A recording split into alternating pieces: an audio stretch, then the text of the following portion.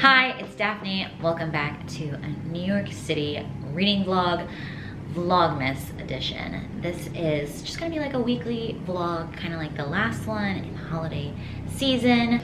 Apologies for the construction noise. I apparently live on a construction site. Anyway, I'll just try to be louder than the construction noise. Another reason I really want to get a new camera so I can get a microphone. Anyway, so in my last vlog that I can link, I mentioned that I wanted to read Lovelight Farms, but I didn't get around to it. I read 2 other books instead, but I would continue talking about it in this new vlog. So I've already finished it. It's been like a 2-day gap in between the vlogs. So if you don't already know, Lovelight Farms is like a Christmassy contemporary romance, very light. It's a friends to lovers trope situation. Our main heroine, Stella, owns a Christmas tree farm, but she's having some financial difficulties. She didn't realize the debt she took on when she bought the farm from like the previous owner, and she desperately needs like a financial boost. So she applies for this like online competition with this influencer to try to win the money, but she lied on her application and said that she runs the farm with her boyfriend. She does not have a boyfriend. She asks her friend, this guy Luca, to be her fake boyfriend for the week when this influencer is in town. Overall, it was a fun time. I gave it 3 stars. It was very low stakes, very light. Like there was some shenanigans going on with the farm where like pumpkins were getting smashed in the Halloween season, trees were dying in certain fields, cameras were getting knocked out. Like someone was obviously out to get her, but the stakes were still really low. The relationship between the 2 friends, like they'd known each other for like 9 years. Also, it kind of peeved me that I had no idea how old the characters were. Like I had to assume they were in their early 30s because they'd known each other for so long. And I thought it was a little weird because it was established that growing up, Stella didn't feel like she had a home base because her mom like moved them around a lot. But then like she'd been in this small town for a really long time, and like she went to high school there, and like everybody knew her from when she was a teenager. And I'm like, I don't know, there were just a little bit of inconsistencies in my opinion in the backstories. And I don't know why it took them so long to admit they had feelings for each other. Like 9 years is a long time, and they both liked each other from the start. I mean, like the soft excuse is that they didn't want to like ruin their friendship, which is obvious, but like, I don't know.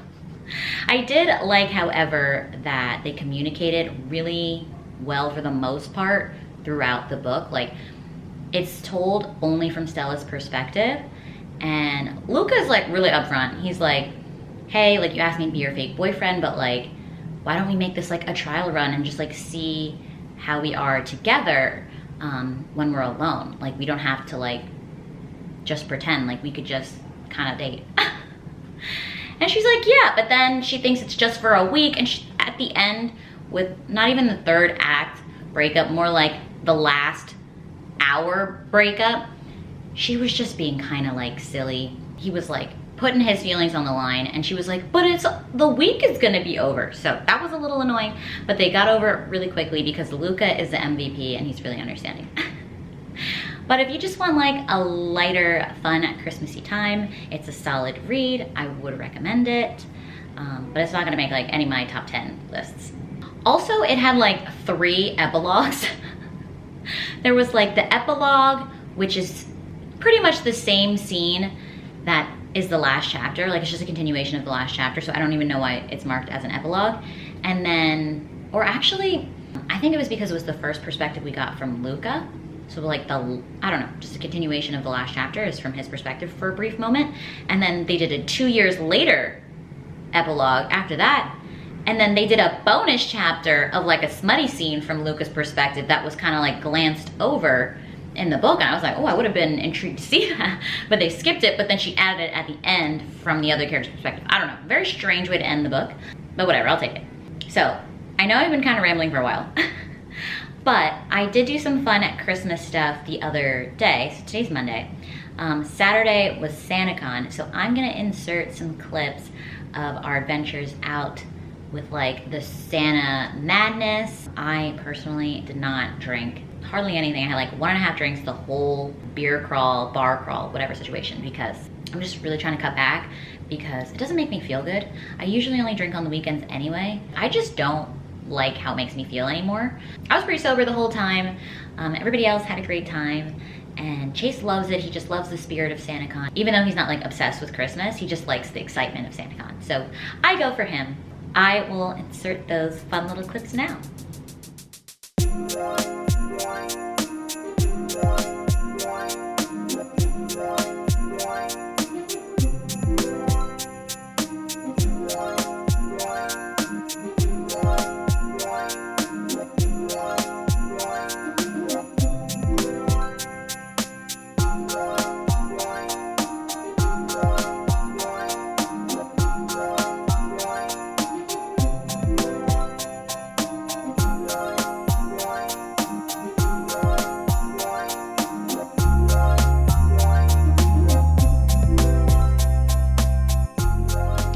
Yeah, so SantaCon was a fun time. I hope you enjoyed those clips. I now want to show you my ambitious TBR for this week. I had like so many books that I wanted to read / need to read for our backlist Readathon event that we're hosting in December. If you don't know about that, I'll link that announcement as well. We're doing like a bingo board and we're having a giveaway, so definitely participate. Tag us on Instagram if you like, comment down below if you're participating. Sam created a form that you can fill out, so that's like where we're tracking who's completing the prompts and stuff, and we'll determine the winner through that. So definitely make sure you're involved if you want to win the giveaway. Anyway, I have a lot of books I needed to read for our backlist, bingo board and everything. So because of that, I need to power through a ton of books this week. It's already the 12th and I finished 3 books this month and 2 of them didn't count. This is like my catch-up week. Pray for me. The first 2 books that I'm like dying to read is volume 3 of Sweat and Soap. I love this manga series. It's so cute. It's about a couple that work in like the soap industry. Like imagine they work at like Bath and Body Works or something. He is like a scent master guy and she works in the finance department, and he thinks she smells amazing, and it's their little romance. It's more mature, they're adults, it's a bit steamy, so I really like getting the chance to read manga that's like more in my age range versus the cutesy shoujo high school innocent stuff, which I do enjoy as well, but this is a breath of fresh air. And then I am dying to read Bunny. I've put this on so many TBRs and I've just been like scared to pick it up because I want to love it so badly, but this is the freaking week. I am so ready. I'm dying to know if I'm gonna be like a part of the fandom. I just want to love it so bad because Chloe from Chloe Bunny is obsessed with it and I love her, so I want to love her favorite book too. This gives like dark academia vibes of women in college. There's like this group of girls that all call each other Bunny, and then there's this outsider woman that I guess gets pulled into their little circle. I don't know what's going on. I think it's maybe witchy or like dark or murderous or speculative. I have no idea. I'm so intrigued to find out. I pray I love it. No pressure. And then because I need to power through, I definitely need to have another romance going soon after. If I'm not like mixing in romances, I get burnt out. Like I'm just gonna drag. So I'm gonna put this historical romance in. I think it'll be good too because it's in Alaska and I'm assuming it's gonna be kind of cold and chilly even though this sexy man is shirtless. And it's cold now. So I think the vibes will be there. And I do love a historical. I hope it's at the steam level I like, because sometimes it can be hit or miss, especially because I've never read from this author before, but I'm intrigued. This is about a woman who takes a job offer to like go to Alaska and work for this man or something for some reason. I don't think the man knew he was employing a woman when he accepted the application. Yeah, he thought he was hiring a man. He didn't realize she was a woman, and it's their romance. I have no idea what her dream is, but she's apparently pursuing her dream. So this will be a good way to like keep my momentum going for the week. So those are my reading plans, and I will catch up with you later. Getting some manga reading in. I forgot how much I love this series. It's mature, but also still so freaking cute. It's the cutest thing. I just can't help but giggle and giggle and giggle.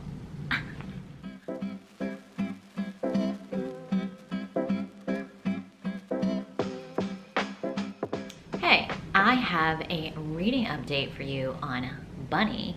I just got to part 2 out of 3 parts, and I'm intrigued. I wouldn't say I'm obsessed. It reads very uniquely though, I will give it that. You kind of have to read it like you're watching a trippy movie. Yeah, the writing style is really interesting. It goes in and out of like, it's really hard to explain. I feel like you have to just go in completely open mind, without trusting any of the characters, without trusting that any of this is real, and just kind of go with the flow with it. And that's what I'm doing. I'm trying to pick up on some of the nuances. So it's written from the perspective of this one woman, Samantha. And at first she has a lot of disdain for the bunnies. Like she gives them these ridiculous names like Cupcake, Creepy Doll, Vignette, and Duchess. But like they have actual names. Like she doesn't call them that to their faces. But as she's kind of getting ingrained in their group, she has like flashes and like memory loss, and like she doesn't remember what she used to call them and like what the relationship is. And her other friend Ava is like mysteriously like absent all of a sudden. And I'm like, there was like a weird comment about Sam going to like a psychiatrist or something. So like, I'm like, is she seeing things? Like, is this real?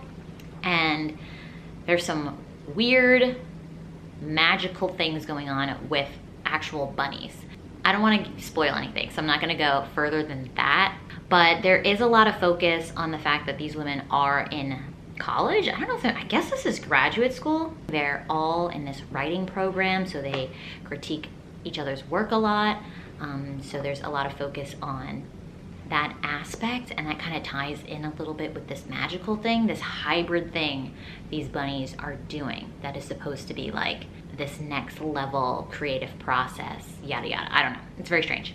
I'm intrigued.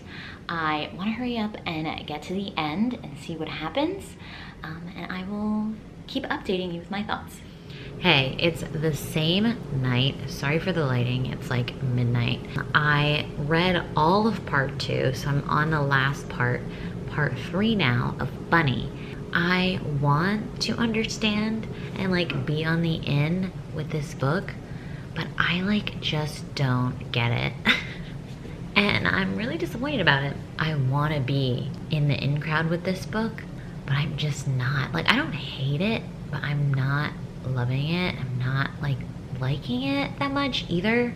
I just feel kind of like nothing about it. Like, it's interesting, but at the same time I feel like almost nothing has happened. I feel like there was a plot point that was finally confirmed with me. Like, I had suspicions going into the book, and now I'm like, oh, that's the weird thing that's going on. But like, not much else has happened around it. Like, I don't know, like I don't understand the point of like that weird thing. I'm just not seeing how the small things that have happened or that the main character is thinking about, like I don't see how that ties into anything. Like, what is the author trying to share with us? Like, what is the story? You know what I mean? Like, I just don't get it. I'm still hopeful that the 3rd part will pick up. I think it'll be interesting though to finally complete it so I can have a full understanding of like Chloe in particular, because I was really excited to like read her favorite book. I don't know, I feel like you can learn more about people based on the books that they love. So yeah, it'll be interesting to hear her talk about like all the bunny stuff she loves and the references she makes and like be in the loop on that. So at least that's a benefit. I'll like be in the loop for her content, but like I'm not in the loop for loving this book, unfortunately.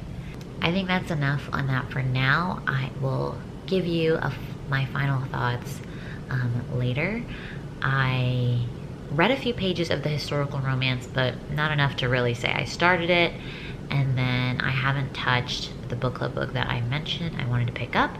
I finished Sweat and Soap Volume 3. It was a great time. I think I had to tell you. Fun time. Very cute. I'll probably pick up Volumes 4 and 5 going into the new year. I'm not in a rush though. They're just very cute. But I have a lot of bookshelf space, so I'm not in a rush to buy them. But I have been enjoying them. I'm gonna say goodnight for now, and I will catch you when I have another update or when I'm doing something fun. Good morning. It is Saturday, and I have completed Bunny. And I'm exhausted.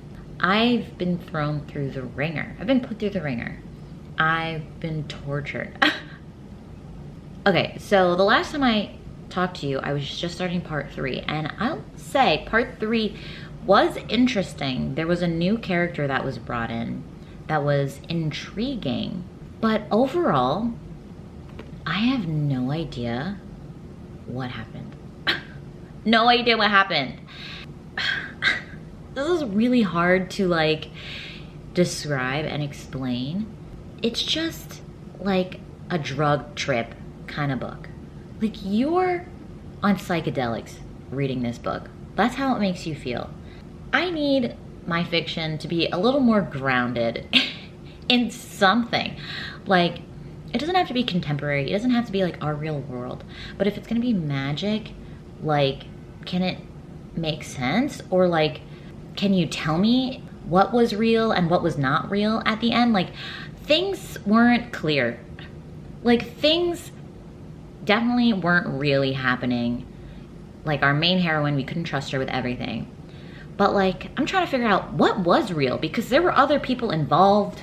I'd be really interested to hear from someone that really loved this book and has like an analytical mind for it and like could delve into like what they see as like the symbolism or like what really happened and what didn't, or like, I don't know, just something for me to digest because I just am at a loss. So I ended up giving this 2.5 stars. I gave it 3 on Goodreads. Like, as an artistic medium, I thought it was cool. As a story, as something to entertain me, I did not like it. So that's sad. But moving on, I'm glad I finally read it because I was always really curious about it, and now my curiosity has been satisfied. I do not think this is a book that I need to keep on my shelves. I will probably unhaul it and pass it on to somebody else who might enjoy the ride more than I did. I'm gonna decompress now. See you in a bit.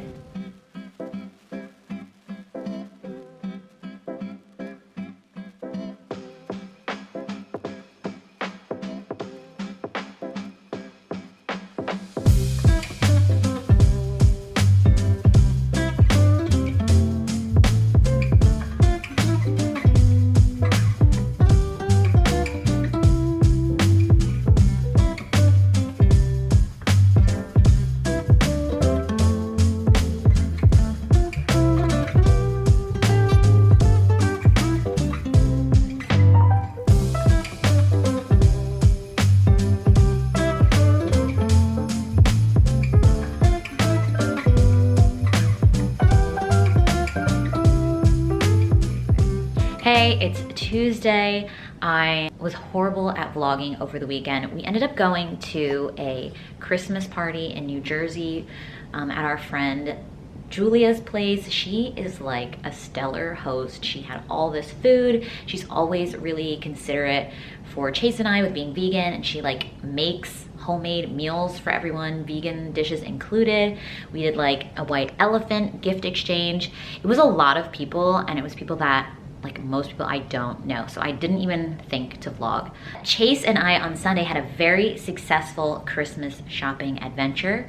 We went to Soho, we did the New York thing. I totally should have vlogged that, but like we were on a mission. I'm gonna show you some of the like bags we have under the Christmas tree. For now, it's mainly for our parents, each other. Mine for Chase is like still hidden. I hope he's not bored with it. Whatever. I wrapped some gifts for Ina, but I gave them to her over the weekend. and she has them under her tree now, which is cute, all wrapped up.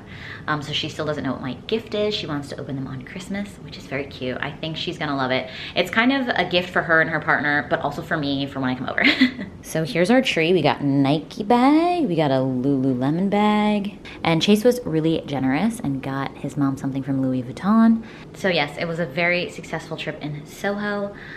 But anyway, at that Christmas party, I actually was talking to Kristen. She works in like, kind of like, is it publishing? She works for like a book company. We love talking books together. She's more of like a thriller horror reader, where obviously I'm more of a romance reader mixed in with like historical, classic fantasy, things like that. You know, I try to read a little bit more varied, but let's be real, 90% of it is romance. But we still love talking books, and she read Bunny. So my last clip I was saying, oh, I wish there was somebody that I could talk to about Bunny that like loved it and like got it. And it like fell in my lap very soon after I said that. So we were talking about it a bit, and she really connected with it because she felt the story is a lot about loneliness. That really made sense in my mind. On reflection, I was like, oh yes, okay. I think if I were to give it another try, I'd try to go into the story with that in mind. The first run through was just really hard because I had no idea what was going on. But if I'm reading it with the understanding that this is like our main character's journey through loneliness and coping with that, I think I might enjoy it even more. So with her perspective on it, I feel like I can give more credit to the story. And it's like I said, I didn't dislike it. I just didn't know what was going on, and I didn't understand what they were trying to convey to me. So it was hard to innately enjoy it because I was just not receiving the message. But now that Kristen told me what the message is, I think I could enjoy it more. And then the final update for this vlog is that I did complete Tender is the Touch. I gave it a solid 3 stars. It was a fun historical romance. I will say a lot happened in this book. So the main premise of the story is that our main heroine, Sydney, has taken a secretarial job offering in Alaska. The man, Mike, who put the ad in the paper, didn't specify the gender he required, so when Sydney showed up and she was a woman, he was very surprised. He assumed she was a man, similar to other books I've read in the past or tropes that have come up, and he wants her to leave. He's like, you cannot stay here. Alaska is not for women. He lives in this small town. He runs like a freight company, like shipping and trading goods. But like I said, a lot happened. So there was that relationship, them getting to know each other. He has a brother. There's like a small romance for the brother. There's drama with poaching. There's drama with these bully Russian guys treating people around the town poorly. There's drama with the Native Americans. There's drama with like dogs. Like there's just random plot things that get added into this book. There's like a lot. There was like gunfights. There was like threats made. There was assaults. There was like a lot of things that went down in this story. So I was entertained. I read it in like 2.5 days, 3 days. The spiciness level was pretty good. I wouldn't say it's like super descriptive. This was written before 2000, so I guess it just might be like of the time, but it definitely was not fade to black. I think the pace of the story was really, really quick though. It was just like a really fast pace, and that's how they managed to make so many things happen in under 400 pages in a mass market paperback size. I would definitely hand it off to somebody else and say, hey, this was a fun book, you could read it. But it's not like something I need to keep forever. But yeah, it's definitely something to be like, hey, like this is fun. Here, do you want to read it? You know, so. I want to continue evolving my vlogging style. I felt like I did a little bit more talking in this video than I would like. I want it to be cinematic for you, drama, some things to look at in between. So hopefully I can provide that for you in future videos. That's all for now. Thanks again for watching. If you liked it, please give this video a thumbs up and subscribe down below if you haven't already, and I'll catch you in another video. Bye.